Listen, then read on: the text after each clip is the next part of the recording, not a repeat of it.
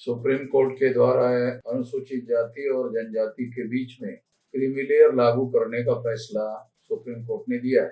ये फैसला भविष्य में आ सकता है।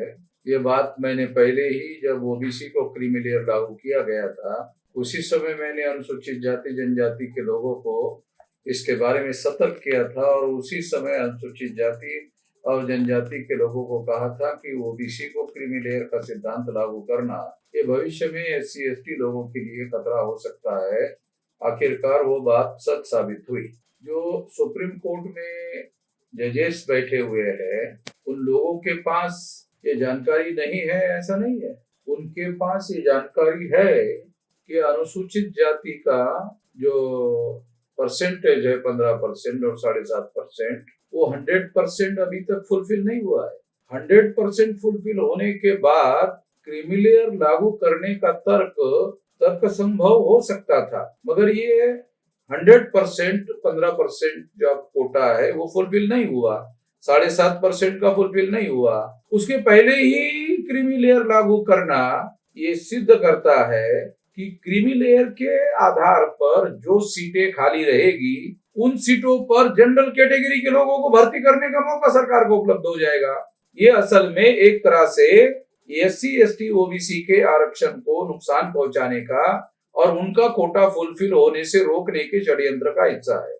और ये फैसले देने वाले जो जजेस है वो केवल अपने जाति वर्गों का हित ध्यान में रखते हुए ऐसा कर रहे हैं, ऐसा उनके फैसले को पढ़ने के बाद ऐसा लगता है। उन्होंने उस वर्ग का ध्यान नहीं रखा। उनके पास डाटा भी है, सरकार के पास का डाटा वो मंगा सकते थे और उनको जानकारी हो सकती थी कि उनका कोटा 100% अभी तक फुलफिल नहीं हुआ और वो ऐसा स्टैंड ले सकते थे, न्यायपूर्ण स्टैंड ले सकते थे कि जब तक 100% कोटा पूरा नहीं होता तब तक क्रीमी लेयर लागू नहीं किया जा सकता। दूसरी महत्वपूर्ण बात यह है कि सुप्रीम कोर्ट के इस फैसले से भारत के अंदर रहने वाले नागरिकों के बीच में भेदभाव हो गया है।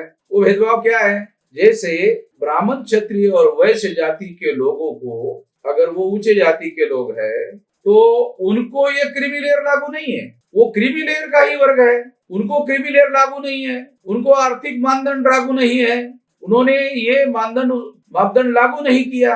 उनको लागू करना चाहिए था कि जिनका एक निश्चित आर्थिक कैपेसिटी है, ऐसे लोगों को सरकारी नौकरियों में बिल्कुल जगह नहीं होगी, ऐसा निर्णय होना चाहिए था। अगर वो ऐसा करते तो वो जो सक्षम लोग हैं वो दूसरे तरह अपने लिए रास्ते खोल सकते थे, उनके पास सक्षमता है। मगर उन्होंने SC ST के लिए, OBC के लिए ऐसा लागू किया और उन लोगों को खुला छोड़ दिया। यानी उनके अंदर जो आर्थिक दृष्टि से बहुत संपन्न लोग हैं उन लोगों को अलाउ कर दिया। तो जो ब्राह्मण, क्षत्रिय, वैश्य लोग हैं उनके साथ और कंपेयर करो SC ST OBC के साथ, तो ये भेदभाव किया गया है ऐसा लगता है। सुप्रीम कोर्ट ऐसा निर्णय दे सकता था कि ये सभी लोगों को क्रीमी लेयर लागू करो, ब्राह्मण, क्षत्रिय, वैश्यों को भी लागू करो। ऐसा करने से समानता के सिद्धांत का उल्लंघन नहीं होता, मगर इस निर्णय ने समानता के सिद्धांत का भी उल्लंघन किया जो भारत के संविधान ने गारंटी देने का काम किया है। ऊंची जाति को क्रीमी लेयर में आने के बावजूद भी उनको किसी प्रकार का बंदिश नहीं है। अगर मान लो अनुसूचित जाति और जनजाति के लोगों के अंदर से क्रीमी लेयर डिलीट कर दिया गया, अगर ऐसा कर दिया गया तो फिर सवाल खड़ा होगा कि अनुसूचित जाति और जनजातियों का कोटा पूरा करने के लिए गुणवत्ता धारक लोग कहां से मिले? जो अनुसूचित जाति के अंदर ज्यादा से ज्यादा पिछड़े वर्ग के लोग हैं, क्या वो मैट्रिक तक अपना एजुकेशन पूरा कर पा रहे हैं? तो एजुकेशनल क्वालिफिकेशन में डिलीट हो जाएंगे, मेरिट में डिलीट हो जाएंगे और इस तरह से पहले से 15% और 7.5% का कोटा जो पूरा नहीं हो रहा था वो और अधूरा रह जाएगा, और जो अधूरा रह जाएगा वो ऊंचे जाति के ब्राह्मण, क्षत्रिय, वैश्य को उसकी भरपाई करने का मौका मिलेगा।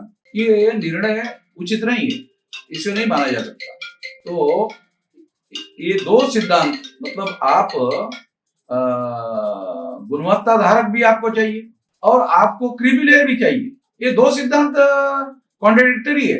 अगर आपको क्रीमी लेयर नहीं चाहिए तो आपको गुणवत्ताधारक लोग नहीं मिलेंगे। और अगर गुणवत्ताधारक लोग चाहिए तो उसमें निश्चित रूप से अनुसूचित जाति के लिए क्रीमी लेयर लागू नहीं किया जा सकता, क्योंकि अनुसूचित जाति के अंदर थोड़े बहुत जो आर्थिक दृष्टि से सक्षम लोग हैं वही अपने बच्चों को हायर एजुकेशन दिलाने में कामयाब हो सकता है और उसके द्वारा कोटा पूरा हो सकता है। अभी ही कोटा पूरा नहीं है। अगर SC ST का कोटा अभी पूरा नहीं है तो पूरा होने के पहले क्रीमी लेयर लागू करने का तर्क ही जायज नहीं। 200% गलत तर्क है।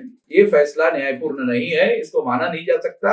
मैं भारत सरकार को अनुरोध करता हूं इस फैसले को मानने से इनकार कर। यदि सरकार इनकार नहीं करती है तो उसके विरोध में हम भारत बंद का ऐलान करेंगे और पूरी संगठित शक्ति इस काम के लिए लगाएंगे।